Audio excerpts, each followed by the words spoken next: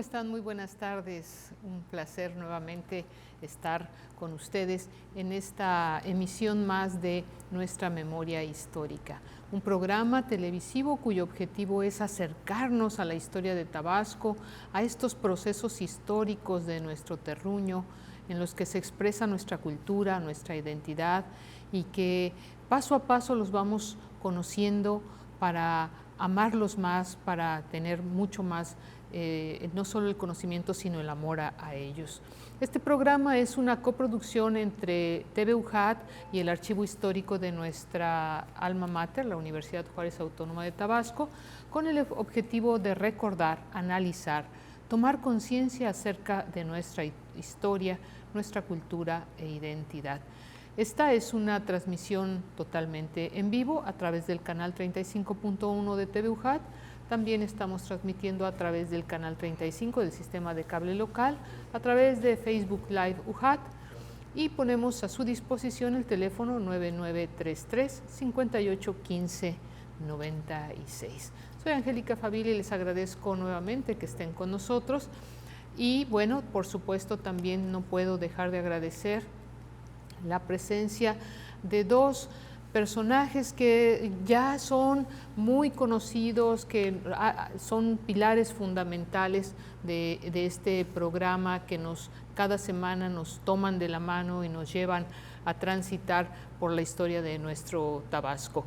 Y se trata pues del maestro Héctor Valencia, quien como todas las tardes de miércoles ya está aquí con nosotros. Muchas gracias, maestro. Gracias por sus palabras, y desde luego que estamos aquí para seguir aprendiendo, hablando y reflexionando de la historia de Tabasco. Así es, así es.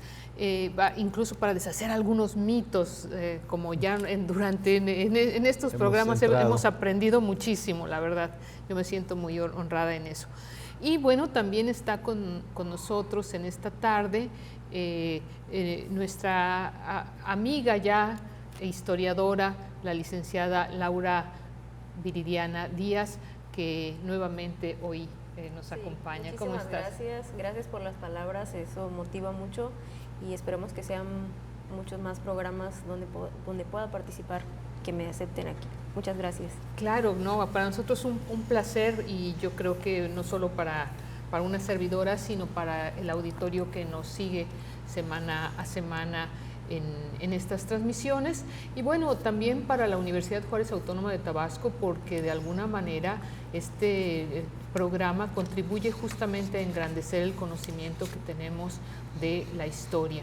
Y como muchas veces lo ha dicho el maestro Héctor, conocer la historia nos ayuda a entender el presente y a proyectar el futuro. Y bueno, el día de hoy vamos a abordar un tema por demás interesante, y no solo interesante, sino coyuntural en la historia de México. Se trata del movimiento estudiantil de 1968, inventado movimiento del 68 que le llamamos, ¿no?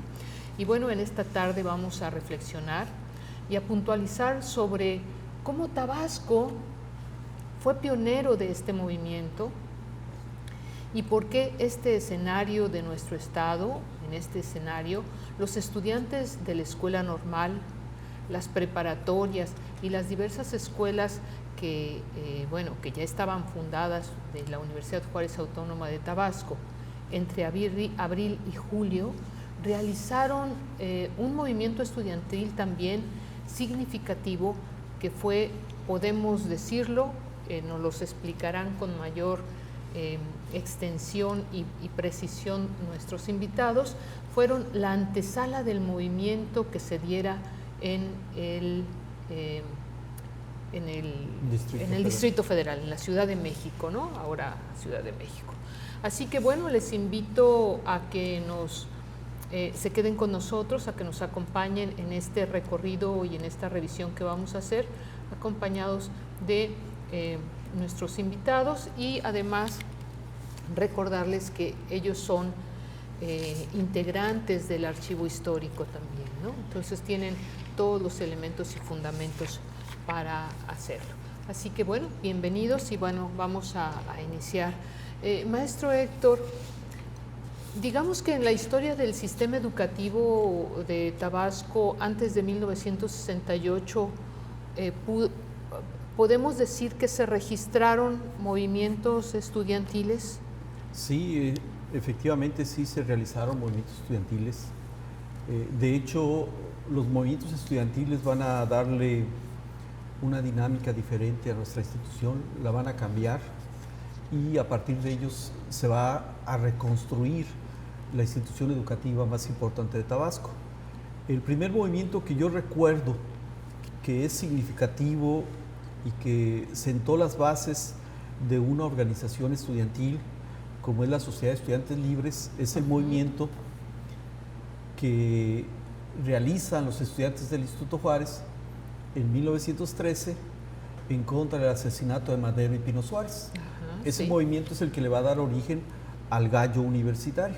Exacto. Y es un movimiento que le va a permitir a los estudiantes descubrirse como sujetos de determinación histórica en la dinámica del Instituto Juárez.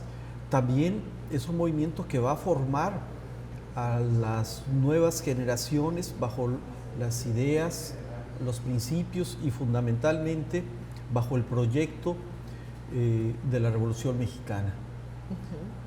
Estos jóvenes que se van a formar en ese tiempo, después van a poder contribuir ya como profesionistas y van a poder concretar el proyecto revolucionario durante el garridismo.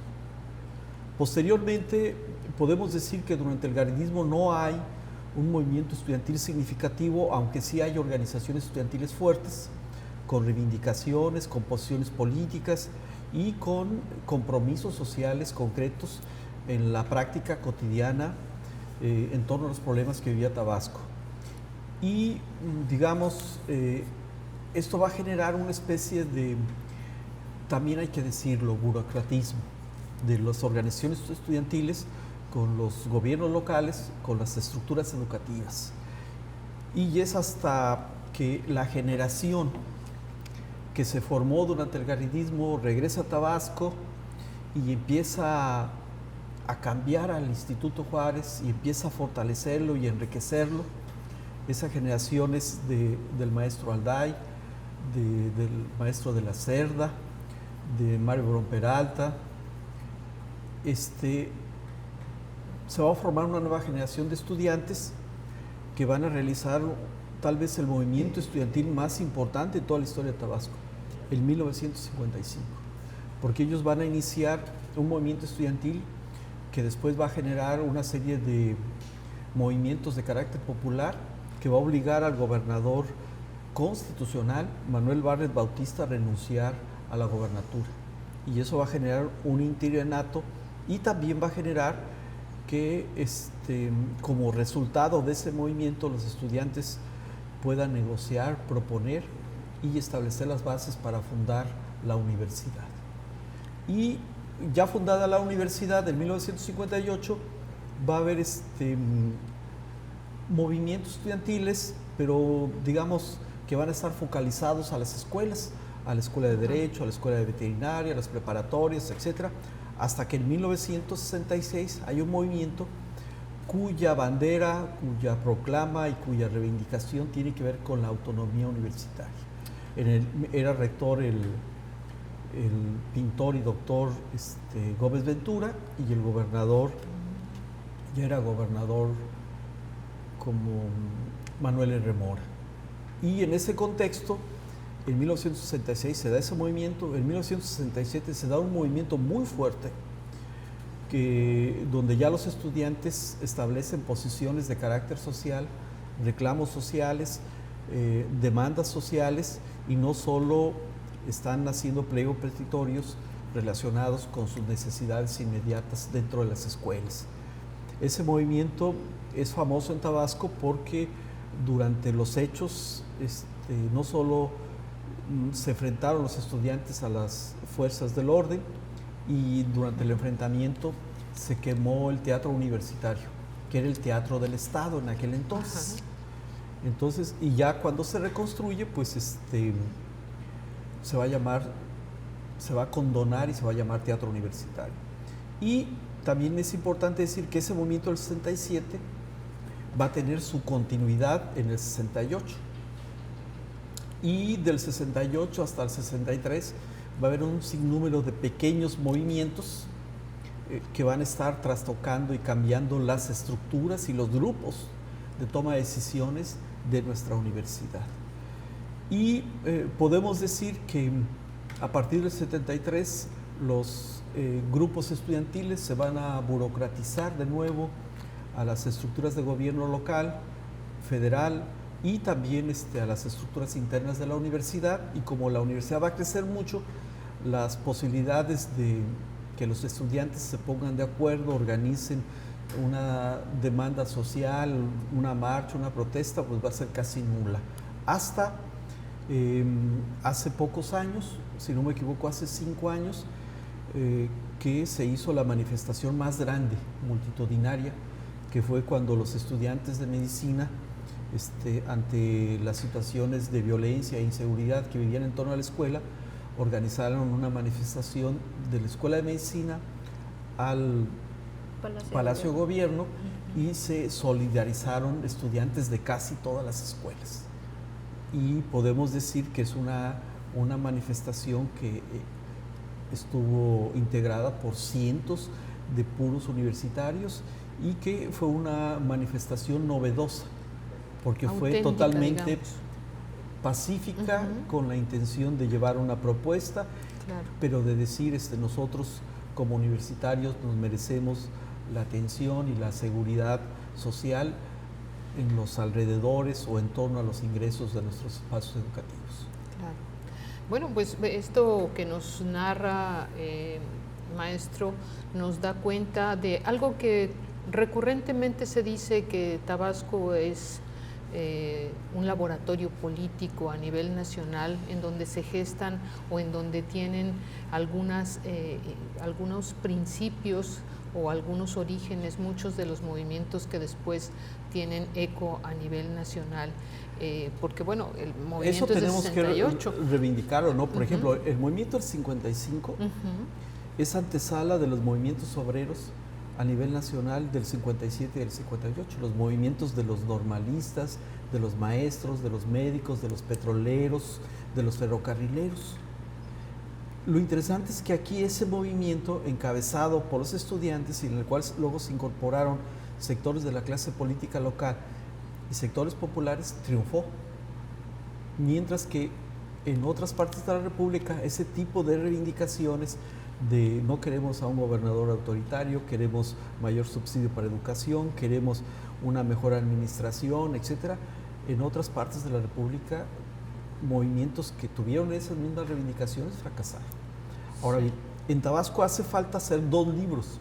Uno de esos hechos históricos extraordinarios que han pasado en Tabasco y que son un ejemplo nacional. Sí.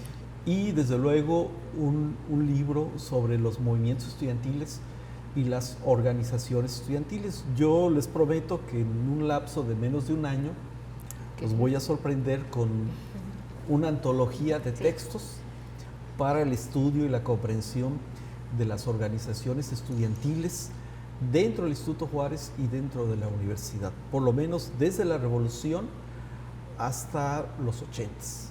O sea, los textos, las fuentes directas, para que puedan ver quiénes eran los dirigentes estudiantiles, qué proponían, qué hacían o qué hicieron, con quiénes se relacionaron, etc. Excelente, sí. Bueno, pues acogemos con mucho gusto esa promesa, ese compromiso, sí. Porque además, querido auditorio, déjenme comentarles que el maestro Héctor Valencia tiene efectivamente una carrera dedicada a estudiar la historia de la educación en Tabasco, entonces, o de la educación en general. Entonces, claro que muchos de estos datos que son históricos, pero se entrecruzan justamente con los procesos educativos. Sí, hoy les voy a mostrar unos datos y documentos que no creíamos hace 8 o 10 años que existieran, y que los obtuvimos en torno al movimiento estudiantil de 1968 y que nos comprueban hipótesis en torno al carácter ideológico de ese movimiento, en torno a los compromisos, determinaciones y discursos que los jóvenes tenían en esa época. Porque siempre nos han dicho, bueno, sí, los estudiantes, los campesinos, los petroleros, se rebelan, se organizan, realizan una algarabía en torno a su protestas también. Y nos suelen decir, pero son espontáneas, son muy pragmáticas, son muy inmediatistas. Sí, suele pasar eso, pero también vamos a encontrar gente que tiene una formación ideológica muy sólida. Claro. Y en el movimiento estudiantil de 1968 en Tabasco vamos a encontrar gente que sí tenía una formación ideológica sólida y que sí quería realizar un movimiento antisistémico, claro, que estructuralmente modificara las relaciones de poder en Tabasco. Y justamente de estas características que va a adoptar el movimiento vamos a platicar en este programa, nada más que tenemos que ir a una pausa y regresamos justamente a explorar estos temas. Adelante.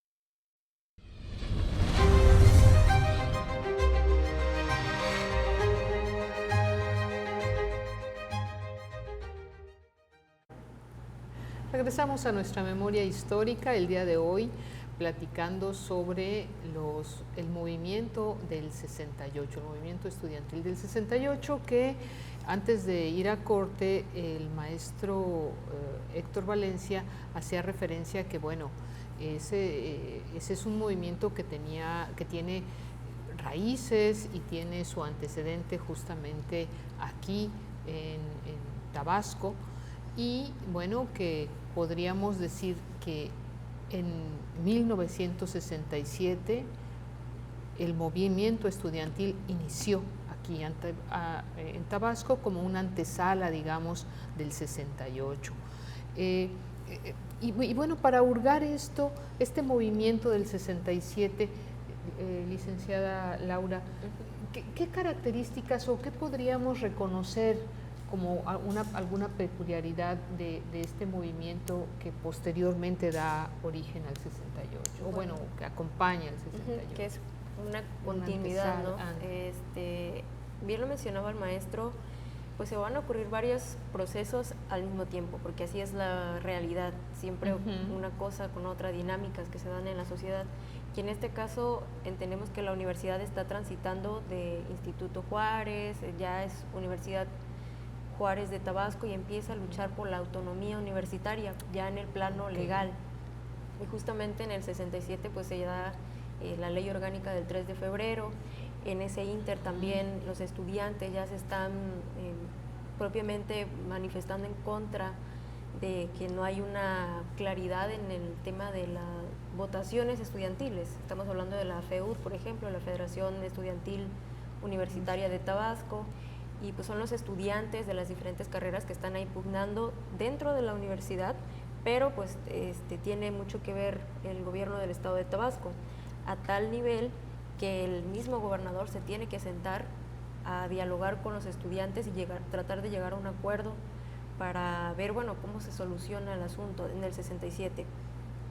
Y estamos hablando que en corto tiempo, para abril, se empiezan a relucir los problemas sociales que había mencionado el maestro. Es decir, son estudiantes, pero los problemas que están fuera de la escuela les afectan. Claro. Y tienen que ver cómo ellos en un ejercicio de derecho, de libertad de expresión, van a protestar, como es el tema de los servicios públicos, en este caso del transporte público. Transporte público. Entonces es algo que estamos viendo que ya desde febrero, marzo, los estudiantes ya estaban en un proceso de impugnar la forma en que se estaba dando los procesos electorales en la universidad, y ahora tienen que enfrentarse a esta situación del alza de los precios de las tarifas del transporte público. Pues se da ese caldo de cultivo para que esa misma generación de estudiantes, tanto de bachilleres como de la escuela normal y de las diferentes carreras de la universidad, pues empiecen a ver ahí, a confluir en una misma problemática. Claro. Esa situación obliga nuevamente al gobernador a sentarse a ver, bueno, cómo soluciono esto, pero no porque él quiera, sino porque son los estudiantes que habían tomado los transportes públicos en la ciudad de Villahermosa. Si no es así, pues si no hacen esa presión, es que el gobierno no los toma en cuenta. Entonces, se llama tanto al rector de la universidad, al gobernador y al nuevo dirigente de la FEUD, para tratar de llegar a un acuerdo, obviamente que beneficiara a los estudiantes, porque eran los principales afectados. ¿Qué va a ocurrir? Que como estos son problemáticas que los estudiantes se manifiestan, también la población en general va a estar presente, sobre todo los padres de familia o los tutores que van a estar acompañando a sus hijos o representados, van a también hacer presión y van a empezar a sacar a flote todos los problemas que ya había en el estado de Tabasco, no solamente el transporte público, sino el tema de los servicios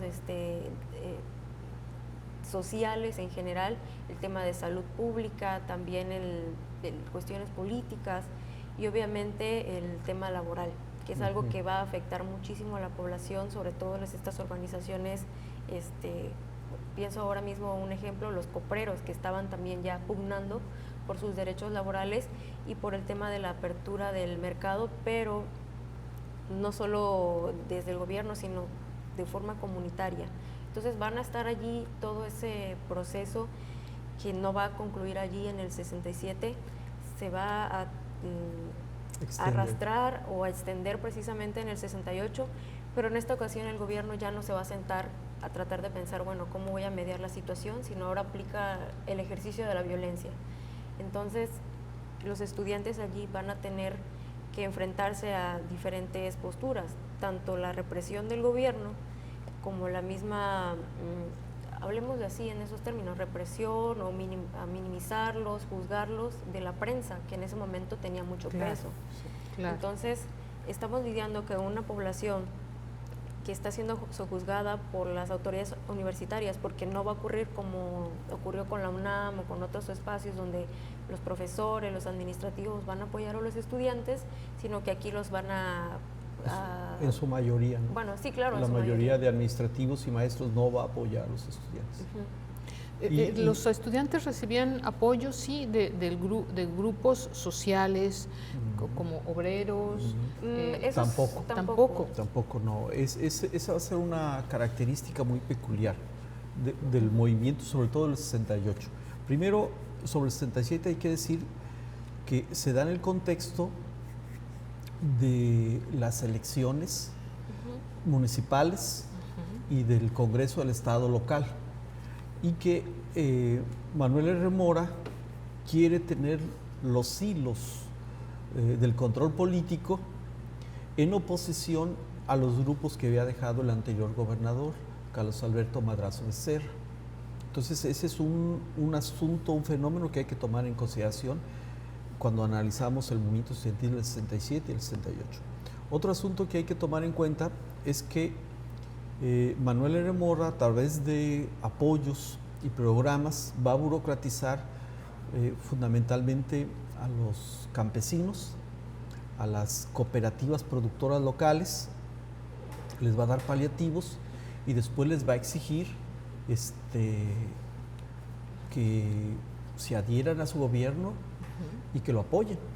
Incluso les va a exigir el 68 que hagan marchas y que se concentren campesinos de todo el estado para amedrentar a los estudiantes.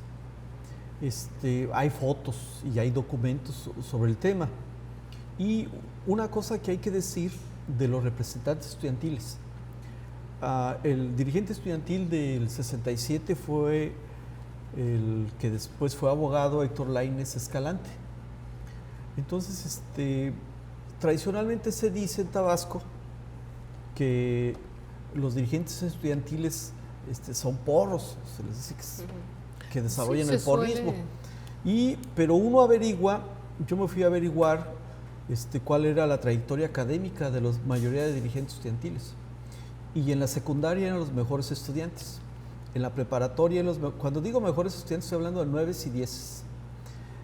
y en la universidad los mejores estudiantes en los primeros años de carrera, antes de que entraran a cuestiones de competencia para dirigir las organizaciones estudiantiles. Entonces, eso es interesante tomarlo en cuenta. Sí, porque se suele, digamos, querer descalificar, ¿no? Sí. Y quitar la autenticidad de un movimiento. Y ahí vamos a encontrar que también son estudiantes que ya llegan con artículos publicados en la prensa estudiantil. Había si no recuerdo, en 1961, por lo menos 8 periódicos estudiantiles. Para el 63 hay 14. Cuando dice, perdón maestro, periódicos estudiantiles, quiere decir que no necesariamente todos ni de la universidad, sino de diferentes instancias educativas como las normales. No, es que la escuela normal pertenecía a la universidad. Las preparatorias, 8 preparatorias pertenecían a la universidad, 14 secundarias pertenecían a la universidad. Y había, por ejemplo, preparatoria en la mañana, en la tarde y nocturna. Y entonces cada una de ellas tenía su representatividad estudiantil y su medio impreso que le permitía difundir ideas. Entonces, aparte estaba, digamos, la escuela de Derecho, la escuela de Veterinaria, la escuela de Ingeniería. Ya había sido cerrada la escuela de Ingeniería Petrolera, pero estaba la de Contaduría, estaba Enfermería también. La escuela de Enfermería y la escuela, ya dije, Derecho y Normal. Entonces, ahí es importante decir que también otro fenómeno que coincide entre el 66 y el 68 es la ampliación de la matrícula y un poco cierta masificación de la educación, aunque la masificación real se da en los 70s, aquí hay un proceso en el que ingresan en un periodo muy corto de año un número mayor de estudiantes. Y entonces hay más estudiantes, están organizados por escuelas, la universidad tiene representantes estudiantiles de secundaria, de preparatoria, de normal y de la escuela de enfermería, que es la escuela técnica, pero también de las otras licenciaturas. Y entonces la universidad es una especie de todo diverso, en el que a veces se articula y se da una dinámica en la que van en una misma dirección o a veces se contraponen esos sectores diversos y van generando sus propias inercias, sus propias dinámicas en el contexto de la estructura universitaria y de los intereses que tienen fuera de la estructura universitaria. ¿Por qué? Por ejemplo, los doctores van a controlar y van a estar en la administración de los hospitales y los programas de salud a nivel del Estado, los abogados en torno al Tribunal Superior de Justicia, las notarías, los médicos veterinarios, todos los programas que tienen que ver con el campo, los de ingeniería civil, todo el desarrollo infraestructural que se va a desarrollar en Tabasco desde un sexenio antes, también van a estar incorporados.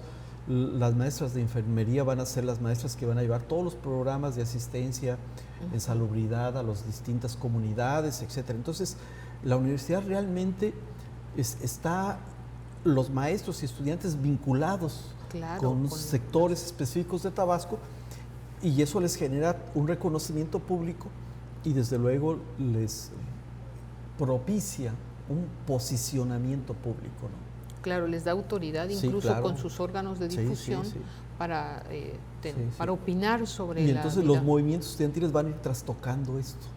Claro. Van a ir trastocando y van a ir generando relevos generacionales, relevos a los que la clase política local se va a adaptar o va a formar parte de ellos o los va a tener como los principales operadores, tanto estudiantes como maestros.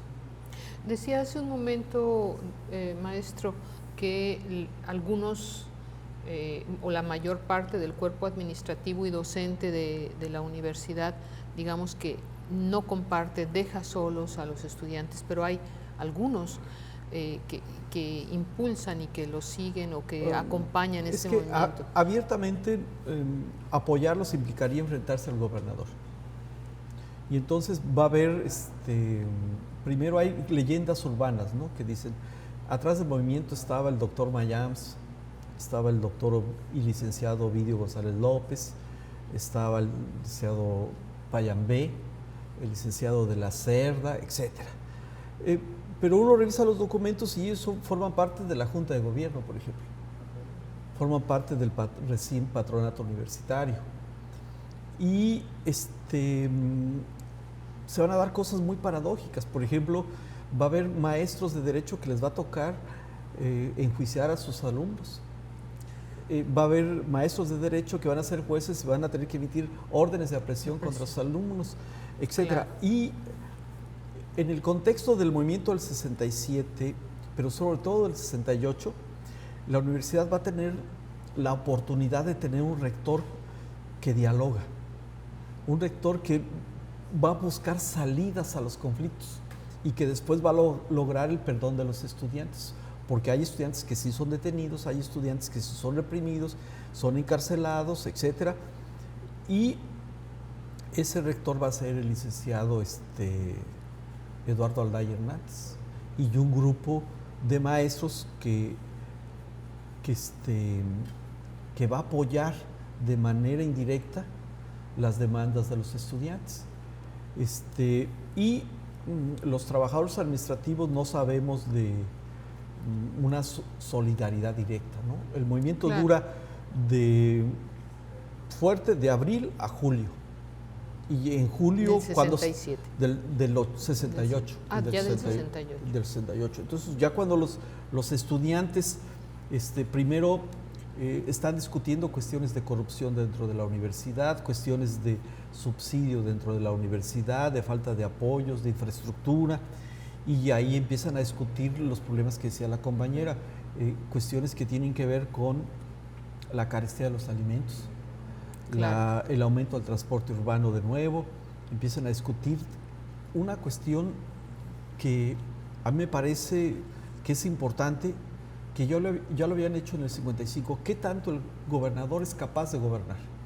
¿Qué tanto los gobernantes, las situaciones y fenómenos problemáticos de Tabasco tienen que ver por la incapacidad de los gobernantes?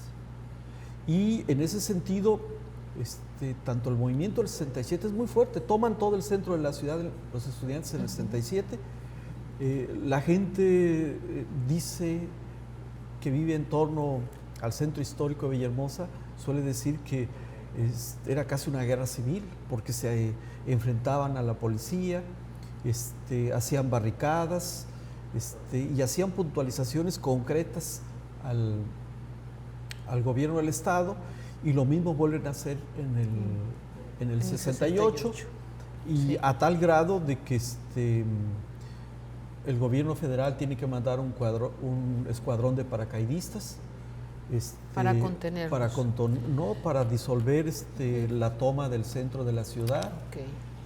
Y en ese sentido se van a involucrar otros sectores, se empiezan a involucrar otros sectores sociales, porque los cercan y no les permiten que puedan ingresar alimentos ni nada, y creo es algo que ya he estudiado, las mujeres rompen con ese cerco. Claro. Bien, pues estamos hoy platicando sobre el movimiento estudiantil del 68, especialmente aquí en Tabasco. Regresamos después de un corte.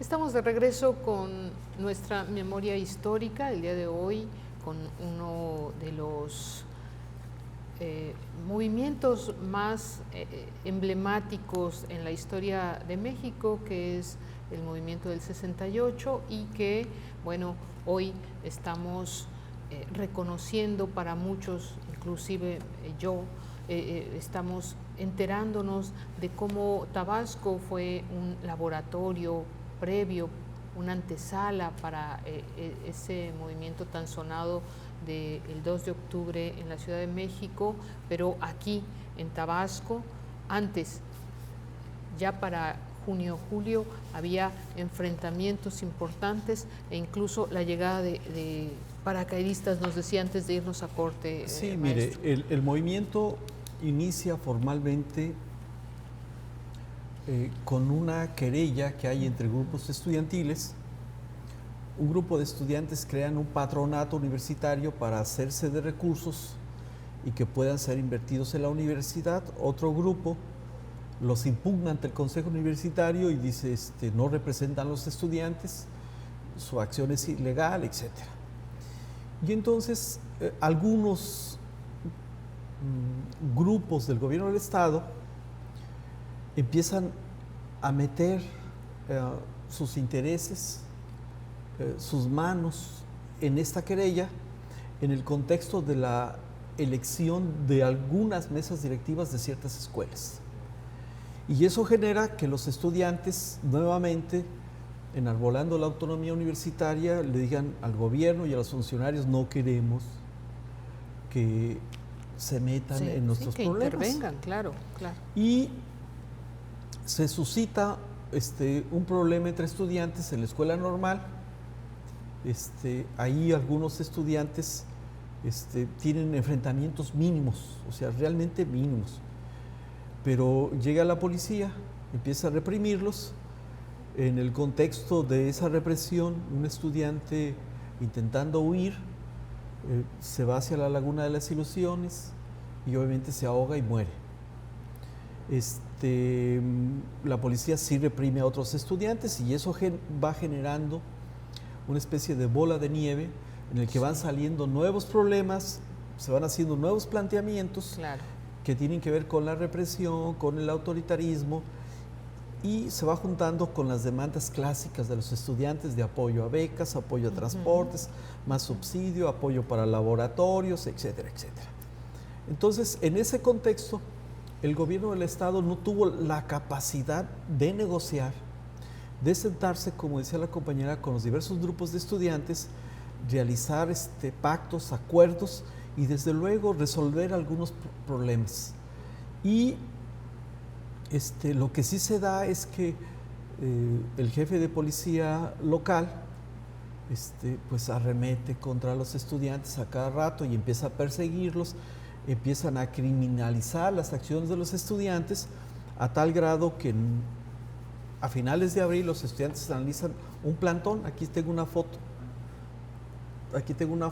Realizan un plantón en Plaza de Armas y luego inician, como no se resuelve y siguen los problemas, realizan una huelga de hambre. Entonces, ahí mismo en Plaza de Armas. Ahí mismo en Plaza de Armas, toman, prácticamente sitian la entrada a Plaza de Armas, las calles aledañas, etcétera. Los contingentes más fuertes de estudiantes son de la escuela normal, de las preparatorias, y obviamente los principales dirigentes de las licenciaturas de la universidad. El gobierno sigue sin hacerles caso, siguen los jaloneos, los enfrentamientos.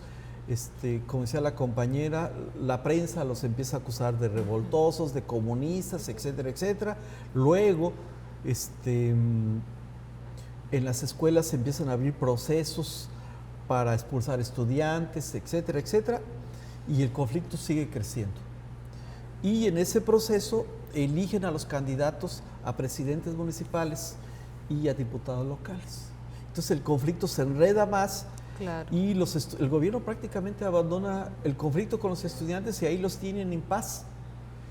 Los estudiantes tienen que retirar la huelga de hambre porque no logran tener, digamos, hacer la presión, un eco en el gobierno del Estado para resolver su problema. Y entonces en el mes de junio hay una especie como de nuevo impas entre los conflictos entre estudiantes y el gobierno del Estado, hasta que de nuevo en julio, ante la no liberación de los estudiantes detenidos, ante que seguían expulsando estudiantes, amedrentando estudiantes, golpeando estudiantes, etc., se reactiva el movimiento. Y el gobierno del Estado responde con inusitada violencia a raíz de las directrices que le dictaban a nivel nacional. Y entonces empiezan a llegar cuerpos del ejército a nivel nacional para rescatar el centro de la ciudad.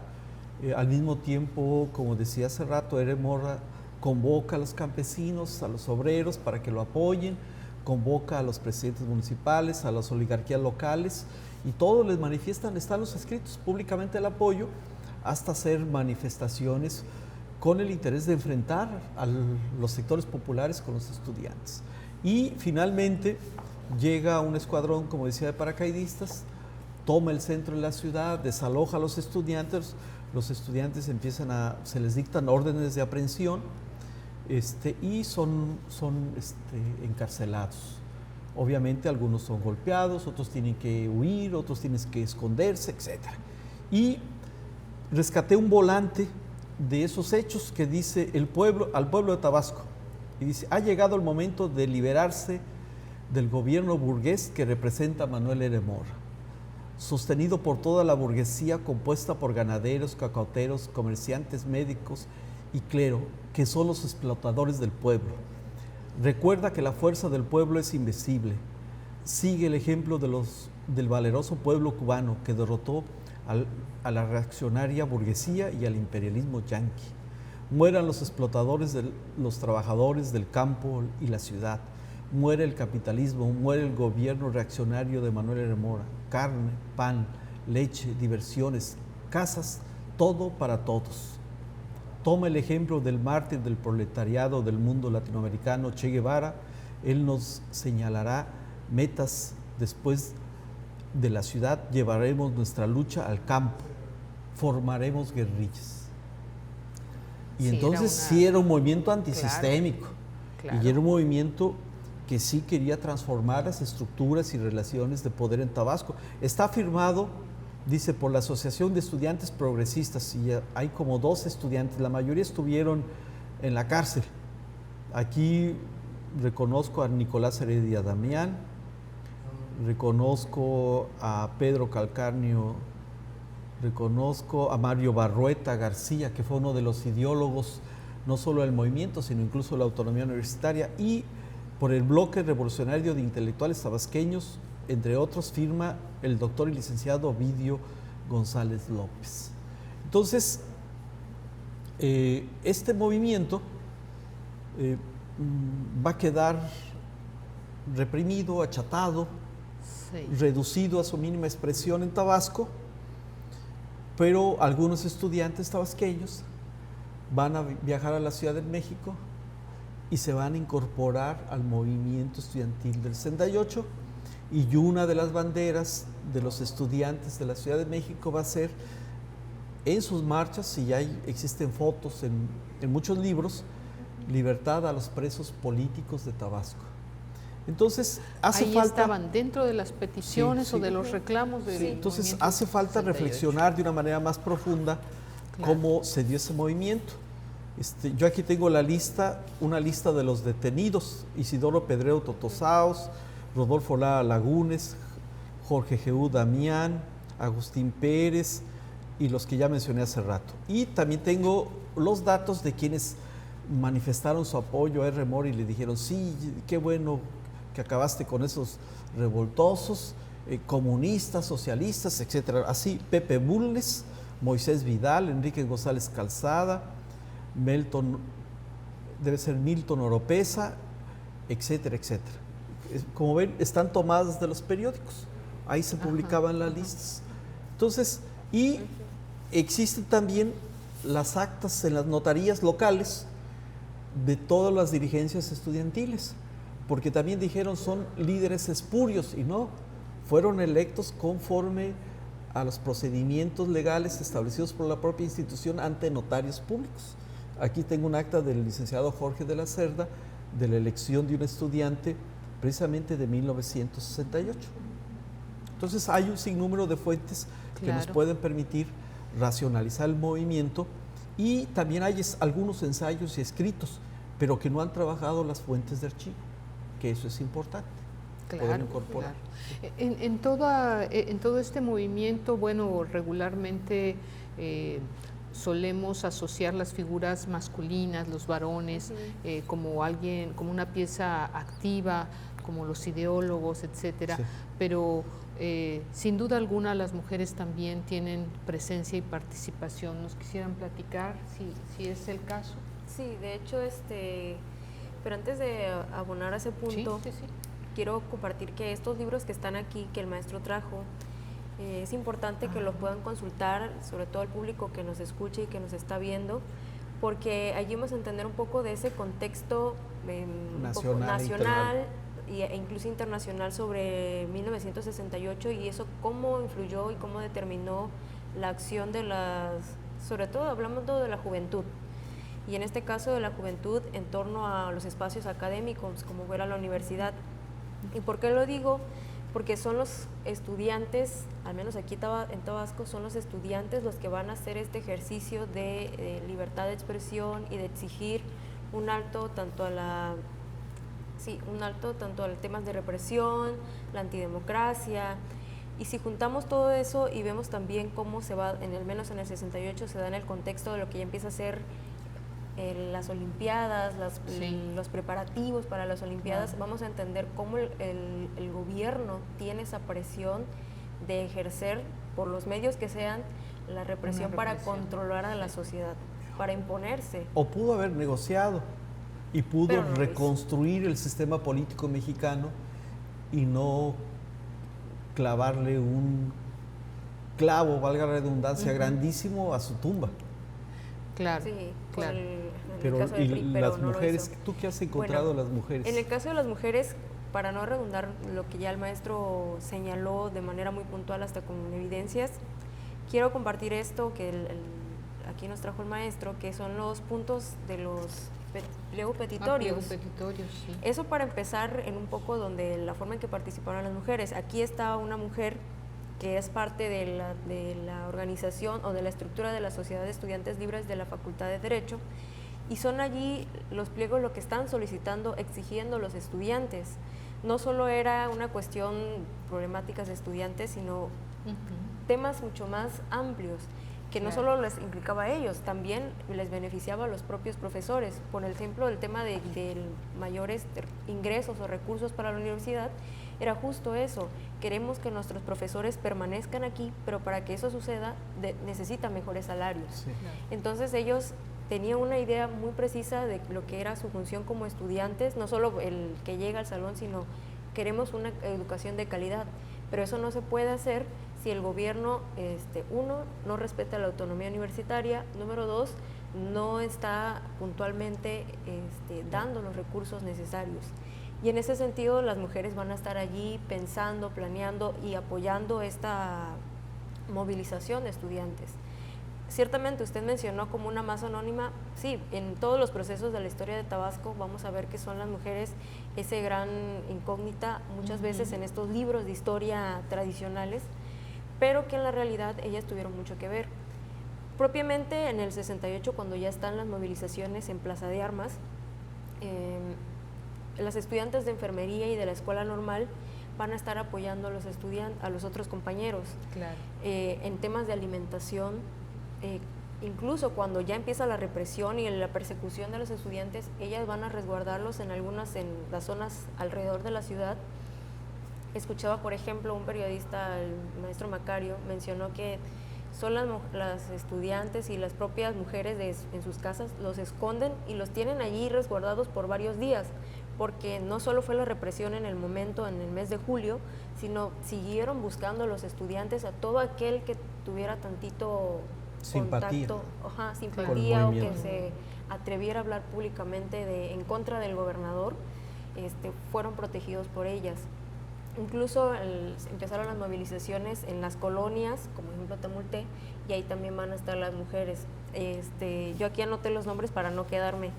Gladys Sandoval, estudiante de Derecho, Fanny Lisbeth Castro, también estudiante de Derecho, y aquí hay otro documento del 68 igual, y ella es tesorera.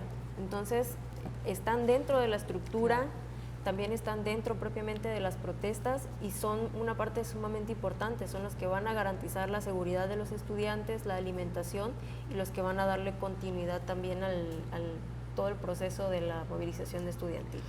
Sin duda alguna un papel importante no solo de los varones, sino de la participación femenina en estos movimientos sociales que, como bien lo han señalado, no solamente pues hablaban de las necesidades estudiantiles, sino de todas las necesidades sociales. Bueno, pues el tiempo se nos ha acabado, hoy pareciera que se nos lo acortaron, muy corto, ¿verdad? Pero bueno, tenemos que despedirnos, no sin antes agradecer al amable auditorio que nos siguió en esta transmisión y invitarles para que dentro de 8 días estén con nosotros. Les agradezco muchísimo, maestro Héctor. Gracias. Aquí vamos a Viviana. Aquí seguiremos platicando de temas interesantes. Para ustedes, muy buenas tardes y hasta la próxima.